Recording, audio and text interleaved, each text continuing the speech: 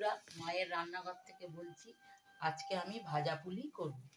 এই নারকেল ছাই, খেজুর গুড়, এই খেজুর গুড় দিয়ে ছাই মেরে নিচ্ছি। এই মুগের ডাল আছে, লাল আলু দিয়ে সিদ্ধ করে এই ভাজবো। মশলা ভেজে রেখেছি, গুঁড়ো করব। চালের গুঁড়ো আছে, ভাজা পুলি হবে। ডাল সিদ্ধ হয়ে গেছে, এতে রাঙালু দেওয়া আছে, দিয়ে আর শুকনো লঙ্কা, গরম মশলা দিলাম। এবার চালের গুঁড়োটা করা হয়ে গেছে। এবার এরকম আকারে করতে হবে।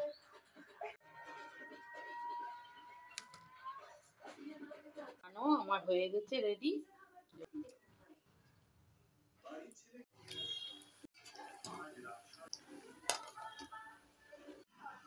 রেডি হয়ে গেছে ভাজা